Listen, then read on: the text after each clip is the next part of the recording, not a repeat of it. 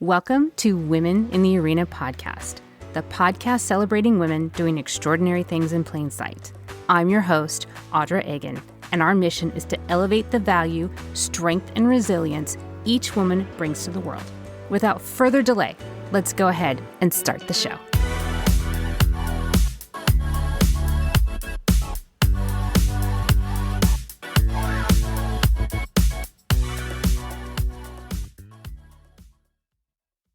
Welcome in, everyone, and thank you so much for joining me again this week.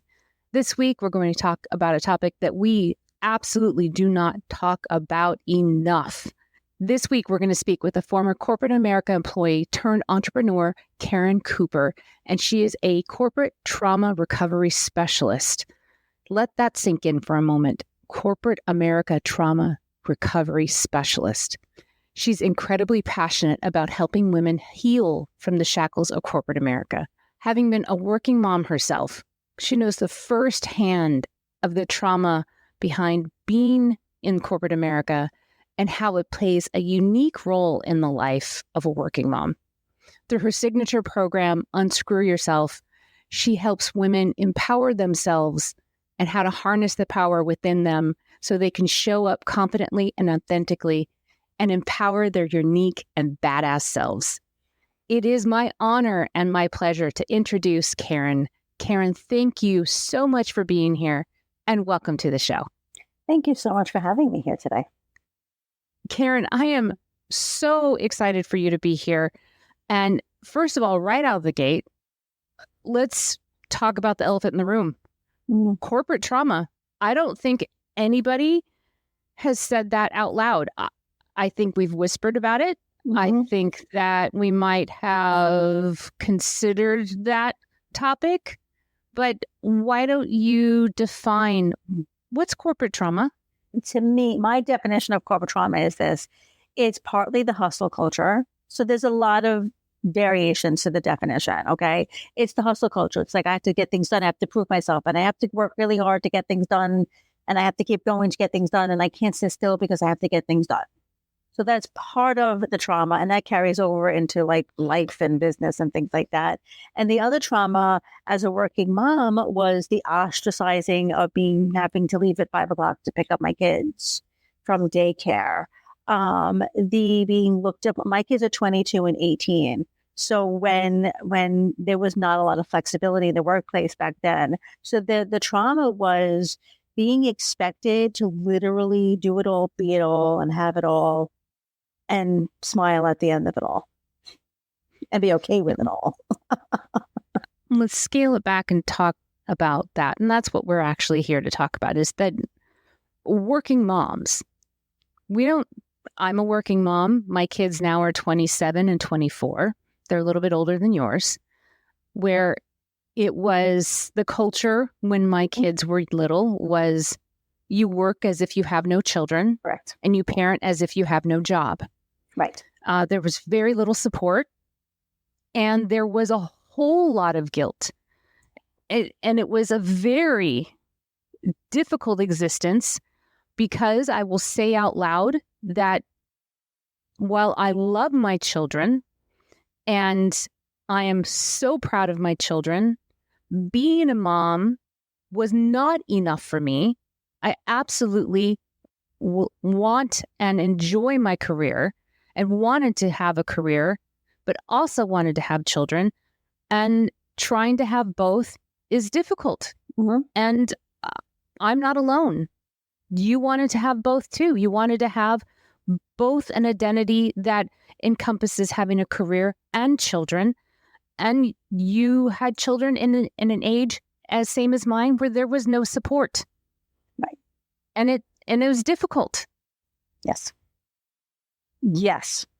It was in my case, it was interesting because I was like, I'll climb the corporate ladder. And then when I got pregnant, I was like, I don't know. So my thought process shifted a little bit.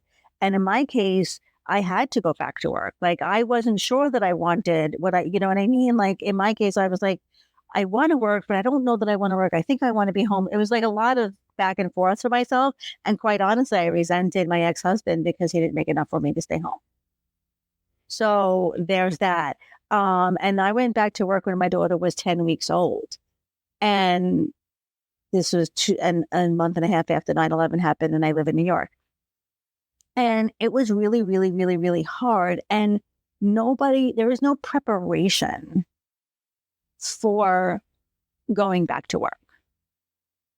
Like, let's ignore like the working part of it. Like, having to be a mother and to go back to work it's a very, regardless of whether you want to or not, there's a lot, and self-imposed guilt, societal guilt, there's a lot going on. And it's like, there's no preparation for that.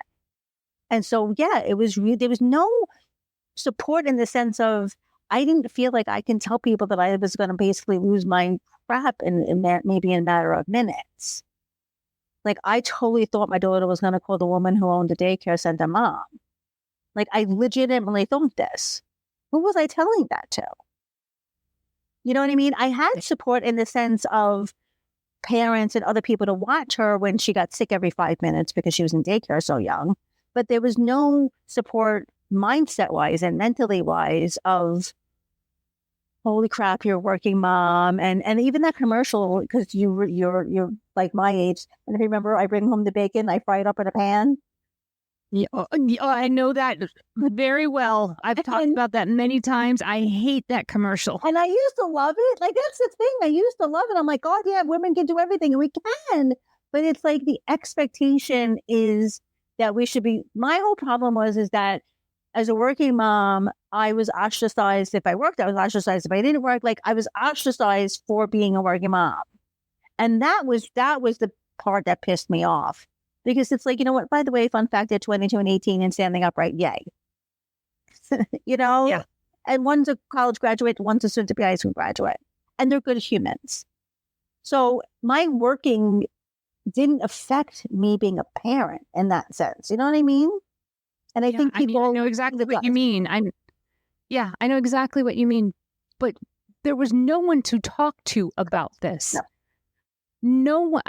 And like you, I was in a career where, and still am, I made more money than my husband. Still do. And at one point, my husband was a stay-at-home dad. And I don't regret it for 1 minute because, quite frankly, he was, at that time, at the ages that he was the better parent to stay at home with them. But there's a part of me that wishes that I could have. Mm-hmm. I really do. I don't know how well I would have handled it, but I never got the chance to find out. Right. You know, so there's that part of me that I wish I could have found out, but there was never that opportunity. And there's also in this crazy career that I have, and I've traveled for my job. Do you know the question that I hate the most when I travel? Something about leaving your kids, I'm sure. Yes. Who's with your kids? Their dad? Their dad. Do you know that none of my male counterparts were ever asked that question? Who's with your kids? But also when I travel, do you know that I couldn't just, because I'm the mom, I couldn't just worry about packing my stuff up and getting ready to go. I had to worry about everything else and then pack myself up and get ready to go. Mm-hmm. Right. I mean, part of that is self-imposed. Right. Absolutely. And part of it is, you know, my job. Part of it is societal expectations. And we're talking about this. We can't, where can we can't win. And we also don't talk to each other about this. And maybe that's part of this conversation is because we don't talk to each other about this because there is this level of shame and guilt and I don't have it all together. I'm losing my mind. And I'm shameful because I'm losing my mind and I'm supposed to have it all together, but I don't. And I feel guilty and I feel resentful, but I'm supposed to feel like I've got it all together and I'm supposed to feel grateful and I'm supposed to feel all these things, but I don't. So I'm just going to sit here in silence and be in pain by myself because the expectation is that I'm just supposed to be happy. Yes. And what I'm going to do right now is give you permission to not be okay. Because guess what? Fun fact. Let's just be honest. Parenting is a trip. Period. Yes. Hard stuff. Working, not working, doesn't freaking matter. Parenting is it's like entrepreneurship. It's a trip and a half. It's like a roller coaster. It's like a ride. You don't know what the hell's going to happen. There's twists and turns every freaking place known to man. So give yourself permission to be like, you know what? Yeah, today's hard. Today's a hard day. A lot of emotions. There's a lot of things going on with parenting.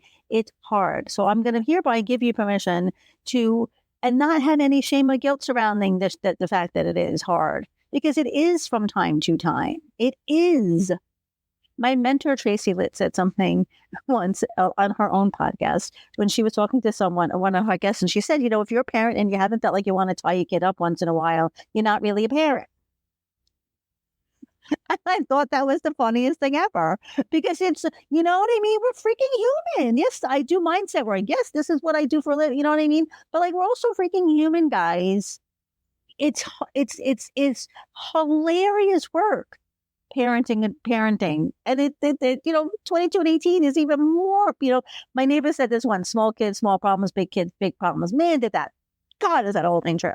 And I think that's part of the problem, is that, I 100% had so there was the societal influence that, by the way, at the time, I didn't realize that's what it was, but there was 100% self-imposed guilt. So like, I would come home, right, from work, and like spend time with my daughter and play with her and do all these things, because I had such guilt not being with her all day, that when she was, when she was growing up, it was hard for her to play by herself because I was playing with her all.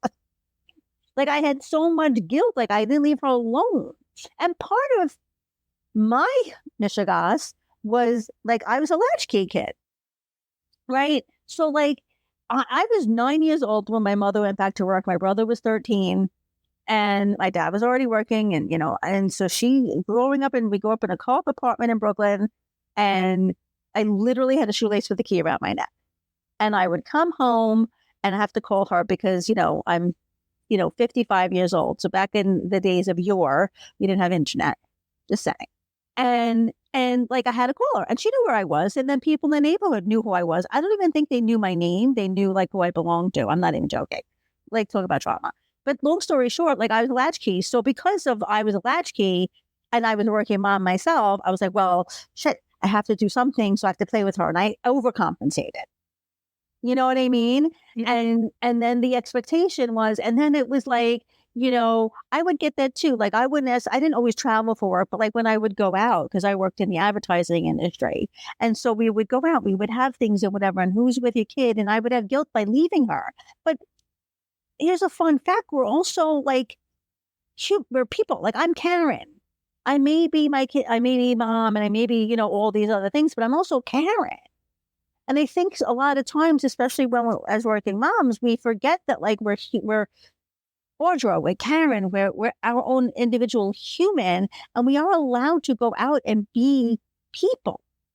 Because if we don't, which I didn't, even though I did, I was still a massive people pleaser. So I overcompensated in different ways, and I burnt myself out and I was miserable.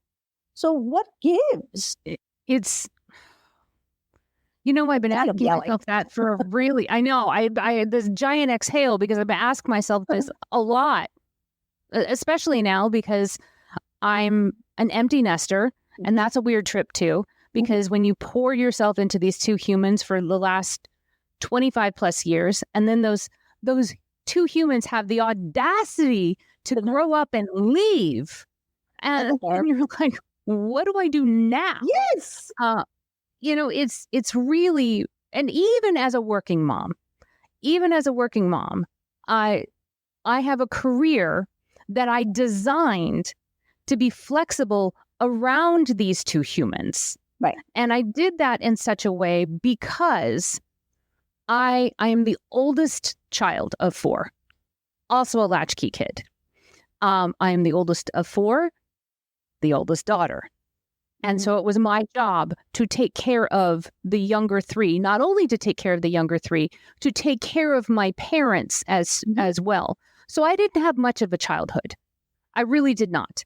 So I made it my job with my children to make sure that they had a childhood.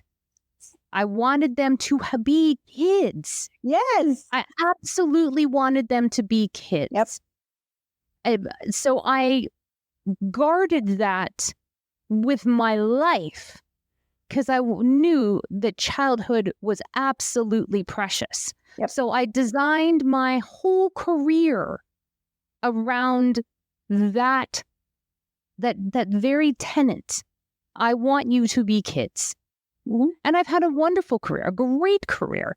And I've put up with a lot of crap. Like I said, remember, we started this conversation about corporate trauma. And obviously, this has become a therapy session. So hopefully everybody has hung on for the ride. So, so hang in there, guys. So I've designed this whole thing with that in mind. And now they've had the audacity to grow up and leave. So apparently you've done a really good, my husband and I have done a really good job of raising them, and they've left. And so now I ask the questions of, okay, now what? Right. Now I get to define myself. What the heck? Who, what, where, how, and why? And and it's an interesting thing. And now I'm trying to shed away all of these societal messaging that now I've come to discover, especially through this process of the last 4 years of doing this podcast, that these societal messaging is all bullshit, quite frankly. And that a lot of it doesn't fit me. Correct. A lot of it doesn't. And quite frankly, a lot of it doesn't fit all of us. Right. And we're all trying to shed this. Right. And try to define who we are. And I guess that's part of the point of what you do. Yes. It is. And I want to share, and thank you for sharing that. But to your point about identity, you mentioned, who you are. Back in 2018, I had gotten laid off from a job, and I was turning 50. And I was like, who the hell am I? I had my worth, and I'm sure maybe people can resonate with this. I had my worth very much tied into being a working mom. Like I wore it like a freaking badge of honor, And I'm not unhappy that I did that. But when I lost my job in 2018, I was like, oh crap, who am I if I am not a working mother? Part of the work I do is that you are enough and whole as you are, and that your worth isn't tied to anything. So I want to, and that lends to kind of what you're saying as well. But I'm half an empty nester. My daughter is not, she's out and about, having a life, and my son is graduating high school next week. So I'm half an empty nester, and I'm separated. So it's like, oh, who's Caren without like being a parent? And like, who's Caren? What does she like? What does she want to do? What does she, you know what I'm saying?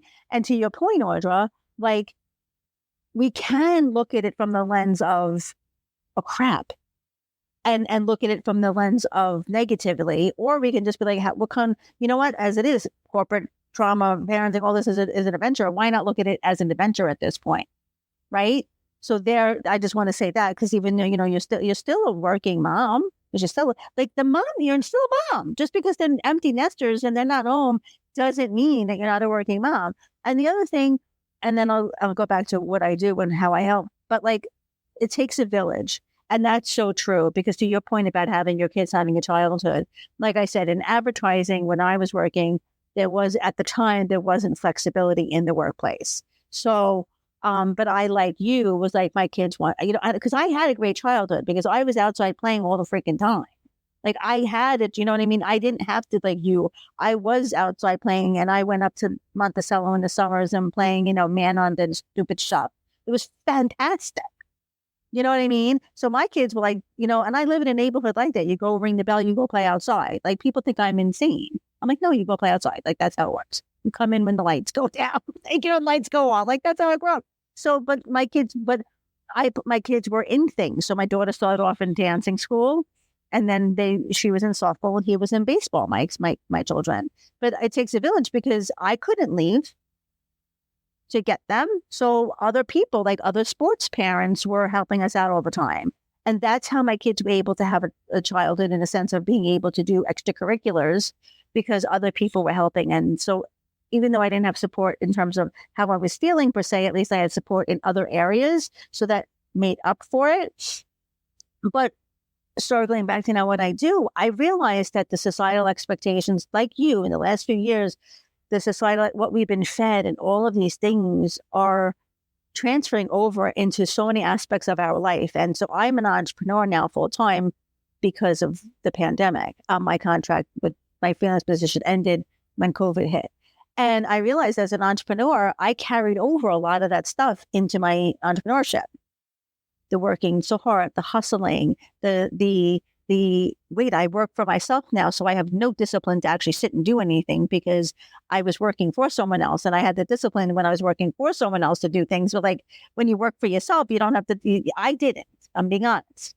And also the trauma of, a lot of our traumas are formed in childhood, right? And so they come into play in the workplace. So my people pleasing and my codependency was 100% in the workplace, right? So I was afraid I was going to lose my job. I was working, and that's where the proving energy it comes in and all that stuff. So the hustle culture is fed to you, and then you're codependent and you're people pleasing. Add that on top of it, and I was working till 1, 2 o'clock in the morning. And I wasn't getting overtime or getting compensated for it. And it was taking time away from my kids, and there was guilt and there was shame and there was this push and pull. And so now it's my mission to talk about this and be honest about it. And fun fact, I am not knocking corporate at all, by the way. I'm not. But it's who do I wrote a post about this the other day, right? When you're a business owner and your business isn't working, you hire people to help with your business, right? When, you hire different people to help you with different things, who do you hire to help you with you?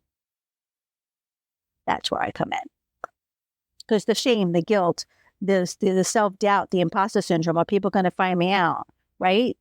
Because you coming from corporate, you're turning it into an entrepreneur, or you have a side hustle. Like I had a side hustle when I was working in corporate America. And that was the other thing. I had a side hustle working in corporate America. And it's like, wait a minute, do you have time? Are you going to be able to do all the things? And it's like, first of all, hi, I'm a mom. So you damn freaking right I can do all the damn things. Just based off of the fact that I birthed 2 kids. You know how much information is in a mom's brain just in and of itself? Just because that's part of what we do. That's not societal. Like I realize this. My ex, like I would say, do you know when they need doctor's appointment? No, because he didn't think about it. It didn't make him a bad father. You know what I mean? So I've always been one to buck the trend too, if you can't tell by listening right now. I want to, throw everything on a dime and be like, you know what? No, we need to take care of you. You have this trauma that maybe in your childhood that carried over into your working, and then, the work-life balance, which there wasn't any, the inflexibility, the freedom of being able to do what you want when you want, but also not having the discipline to do what you want when you want. All the mindset crap, the mind fuckery, I couldn't help that one, comes out. And how do you deal with all that? And that's where I come in. That's what I help you with. You help make that transition and actually unlearn Correct. Everything that we learned, especially this generation of women, because yes. Most of my audience are Gen Xers. Actually, most of my audience is a reflection of me. We were a bunch of Gen Xers that were raised in the 70s and 80s. A lot of us were latchkey kids, and a lot of us are overachievers because, honestly, that is what we were trained to be. Yep. We are the generation of take your daughter to work day. Yep. We went to work with our dads on that day, and they didn't set up cupcakes and fun things to do for us on that day. We literally went to work with our dads and sat next to our dads as they did their job. At least that's what I did with my dad. And I sat at the desk with my dad and watched him do his job, which was, my dad had a corporate job, and it was a lot of calls. It was a lot of meetings, and it was a lot of what I do today, if you want to know the truth. And that is what I watched him do.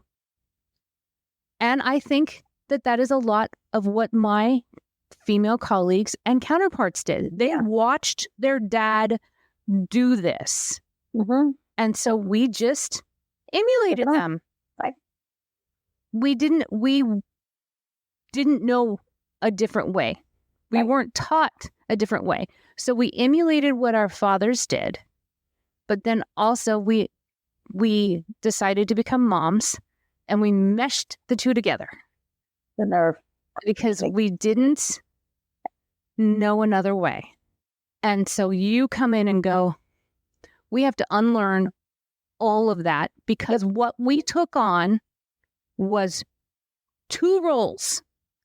We meshed on two roles. We took two roles on our shoulders, and we expected them to be able to survive in the same space exactly the way they were fed to us, and expect them to play nice together and exist. No wonder we're tired.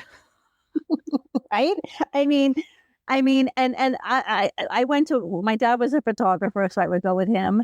And then, but also, like, when there was time off from school, and my parents couldn't take the time off, right? Because working moms, you only get a certain amount of time, working parents, period.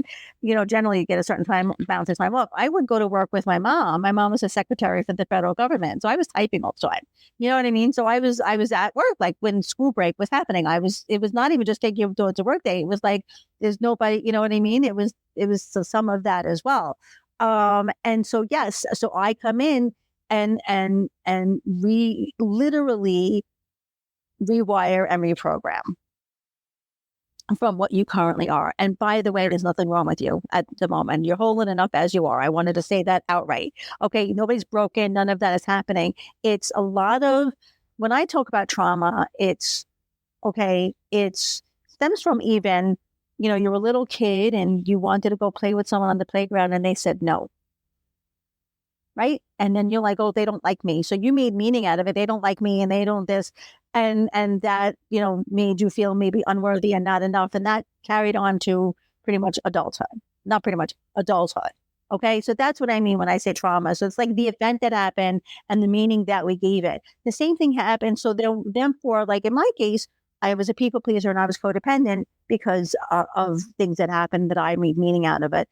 And so therefore, the societal expectations, I carried the weight of that. And I felt like the need to do all of that. And then, oh my God. And then I didn't speak my mind in corporate, right? So when I was working in corporate, whatever was told to me, I would do, even though I didn't necessarily love it.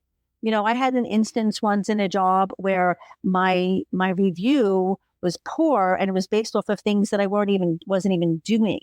So half the stuff that my review was about was things that I wasn't doing, and they didn't even know the things that I was doing. You didn't say anything to the contrary. I did. However, I was still meek about it. So while I did say something, I was still like, well, I need this job because I need the money.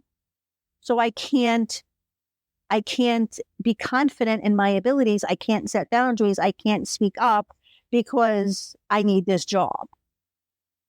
And I think, you know what I mean? And maybe you can resonate with that, but like, that's what I'm talking about. So the expectation that I bring home the bacon, I fry it up in a pan.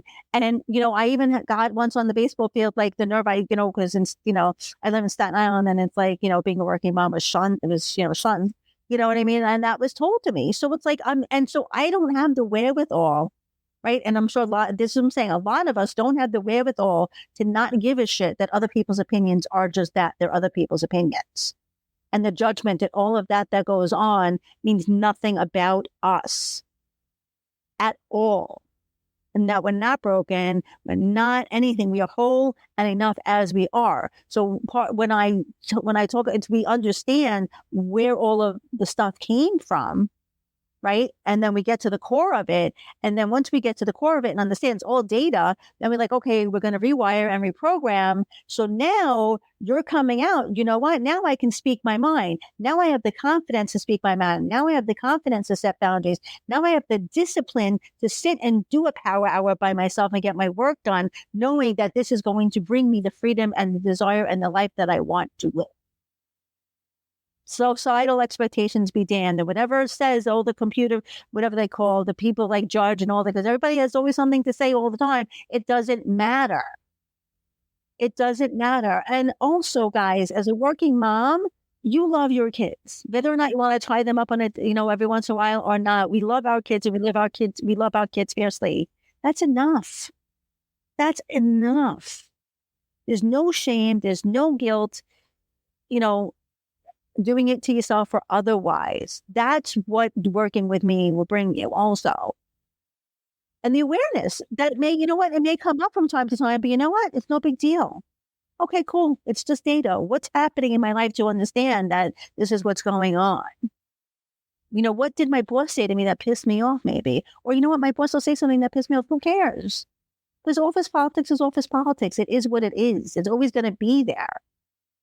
Well, what if you have the confidence to say, you know what, I hear what you're saying. I understand this, but can we work together in this capacity? Right? Even if you still, like in your case, you're still working. It's just, how do you show up? Wouldn't it be great to just show up, not have this weight on you of like shame, guilt, self-doubt, and people are going to find me out, all that stuff, and just show up, be like, hey, I'm bold as confident, unique me. Take it as it is. I'm fabulous. Love it. Thank you very much. As I've gotten older and as I've been meeting women over the last 4 years, like yourself, I've started to, basically, it has shocked me that it has led me on this journey of self-discovery and peeling back layers like you're describing. And I've come to the realization is that people are always going to judge you. People are always going to talk about you. They're always going to think you're too much of this and not enough of that.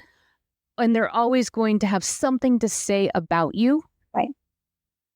They might as well judge you for how you actually are rather than who you think you should be, rather than who you pretend to be, rather than who you send as your representative.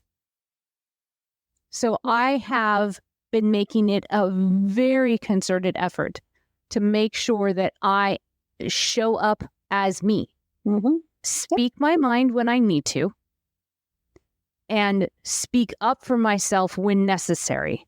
Right. And more importantly, speak up for others who haven't yet discovered their voices. All of that is scary. I'm not going to tell you that it's not, because it is very uncomfortable after a lifetime of trying to be what I thought I was supposed to be. Exactly. Once you step out of that box, it's terrifying, but absolutely necessary. And is the most authentic thing I have ever done. And how do you feel? Most of the time, really good and petrified. Yeah. But worth it. That's gorgeous. And that's, my friend, is exactly the point. Okay, that is exactly the point. Because here's a fun fact.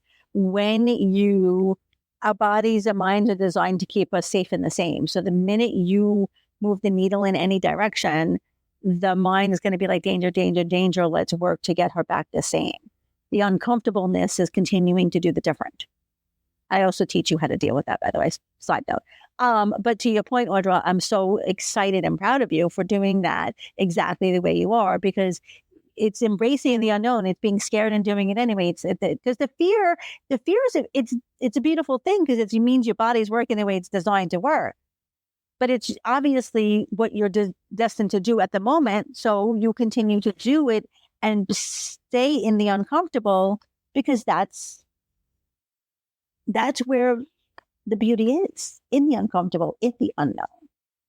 Even when it's greeted with silence. And I'll give you an example. Yesterday, I did something very uncomfortable. I'm in a leadership group, and yesterday was the first time where we got to introduce ourselves, and it was very informal. Introduce ourselves, and it was not what do you do, but what's a fun fact about yourself. And I wrestled with it, and I'm like, is this when I tell them what I do outside of these walls? And I thought, well, if not now, they're going to find out. So I might as well rip the Band-Aid off.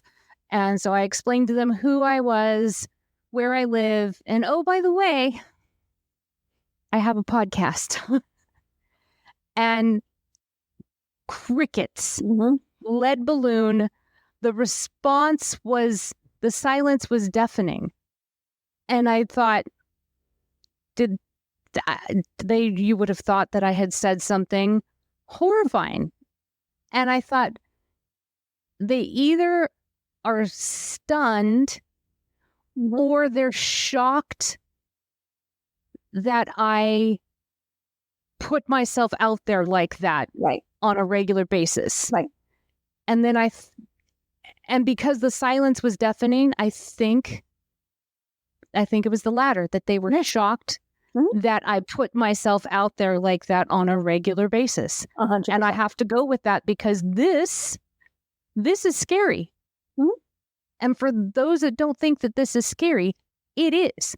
I have to tell you, every single time before I record, even though I've been doing this for 4 years, I get a little anxiety every single time because, and Caren will attest to this, this is hard because this is vulnerable. And because I meet with each and every one of my guests before we record, and I said, we have to do this with transparency and vulnerability or else it doesn't work, which makes this it gives you trepidation.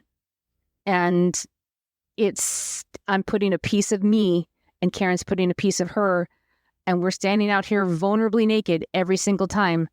But it's worth doing. Yes. And the thing is, it's not the norm. No. And that's why you were met with crickets, right? And that's why it's like when people judge everything, by the way, all judgment is self-judgment. But that being said, people are not used to people being vulnerable and honest. Because it's the fake it till you make it, right? It's that we've all heard that. It's the fake it till you make it. And like we talked to bring it back to talking about earlier, we're working moms and we're supposed to tie it all up in a bow. We're supposed to be happy about it. And one of the things I think is very interesting the last few years is the fact that people are just like, I'm mad as hell and I'm not going to take it anymore. And they are being more out there and they are being more honest and they are being more fruitful in the fact of, you know what? Yeah, this shit is hard from time to time. You don't want to put, I'm not going to get into, I was going to go on a tangent. I'm not going there. But, and I think, we live in a system, we live in a world where everything is so quick. And sometimes that's good, sometimes that's bad. You know what I mean? And people just will say what they have to say, good, bad, or indifferent. And the way I look at it now is like, you know what? God freaking bless. For real. Like, you know what? How cool is that? Like we live in a world where that could happen. Do people need to calm down from time to time? Sure, but whatever. You know what I mean? I don't need to let it affect me. So like your point, you didn't let the crickets, maybe it does a little bit, but it's like it didn't stop you from saying it. You felt the need to say it and you said it. And right now, mental health, I'm not talking, mental health is very much talked about a lot more. And I just think women need to support one another. Okay. We really need to support one another because one of the things I'm working through, because it's your healing, evolving, growing, is it no ED at the end, it's an ING, it's an ongoing, ever going process, was the fact that like, how ostracized I was as a working mom, like the guilt that I had. And like this time of year, I see a lot of posts about the fact that it's the end of the school year. Here in New York, we still have school till the end of June. And the parents, and I saw a post on LinkedIn yesterday about, working moms. I see you, I feel you, I know you're trying to take days off. There's a million things to do when you go to your kids and blah, blah, blah. And like, give yourself grace and take one step at a time. And I was like, I'm obsessed with this post. Thank you for putting that out there. I loved it because it's like, again, giving the permission, because we try to be everywhere and I did this. I was counting my days, like how many PTO days did I have? How many PTO days did my ex-husband have? All the things for the school years, because I never wanted to miss those types of moments. And I thankfully didn't in some cases. That just came up on my memory of Facebook memory was my daughter's, I forgot, there was some sort of event for my daughter. I think it was a senior year in junior high school that I was going to miss because of Barry Manilow concert. And people were like, go to the Barry Manilow concert, you love him, go. But I had guilt about going to the Barry Manilow concert because I was a working mom. And I was like, you know what I'm saying? There was a lot of that push and pull and all that stuff. But here I am on a podcast talking about that. And I didn't, and like, I think these are, and I put it on Facebook and people like, no, go to Barry Manilow. There was no shame in it. And that made me feel so good because I was like, oh my God. And that's where we are. I think we really just need to support each other and love on one another and be like, people want to be seen and heard and just like, yeah, I see you and I feel you and I understand you. Some days it's easy, some days it's not. And even in your case, empty nester or not, we are all going through some sort of a transition. How do we handle that transition?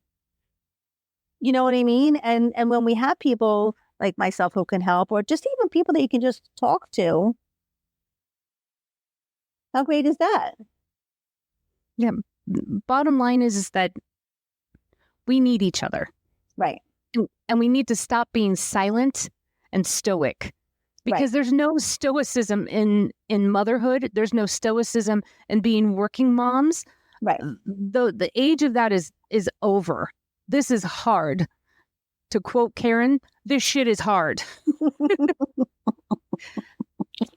It is difficult. Mm-hmm. We cannot do this by ourselves. And here's a not so well-known secret or one that I have not talked about is that, yes, I'm a working mom. When my kids were older, my husband went back to work. I continued to travel. I could not have done my job without my friends. I cannot tell you how many times my friends picked my kids up from school, took them to sports, fed them. I could not have done it without them. I could not have done it without them. So lean on each other. Talk to each other. Hell, if you need someone to talk to you, talk to me. Reach out to Caren. Don't keep it to yourselves anymore. Don't pretend you got it all out, got it all down, because I didn't. I still don't. Caren doesn't. She still doesn't. Talk to each other, please.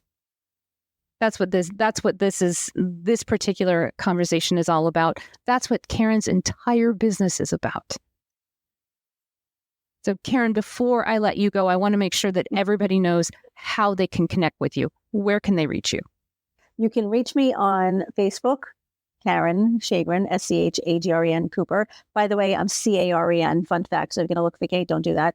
And my LinkedIn is the same thing, Caren, Caren, Chagren Cooper.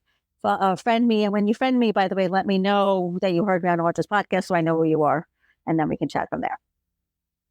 I will make sure, as always, all of these links are in the show notes. So look in the show notes. That's where all the links will be. So you'll link them directly from there. Go to the show notes, links, make it easy. Caren, you have been a delight. This has been a wonderful conversation. As always, we typically plan something ahead of time and it goes a different direction, but it usually goes a better direction than even we planned. So Caren, thank you so much for joining me today. I have thoroughly enjoyed getting to know you and absolutely loved our conversation today. And thank you. I'm obsessed with what you're doing with this podcast and like in the world. So thank you for what you're doing and thank you for having me today. This was amazing. Well, thank you again. Thank you so much for your time, and thank you for being here. Thank you. And thank you all once again for being here, and we'll see you again next time. That's our show. Thanks so much for hanging out with me today. It is my pleasure to be the ambassador of these women's stories. It is my hope that they inspire, that maybe they educate, and above all, that they make you feel like you're not so alone in this big world of ours. I'm hoping that you recognize yourself in these women, and that you feel maybe that you're not so different after all, and that you have lots of company, and that we're all standing together in this arena.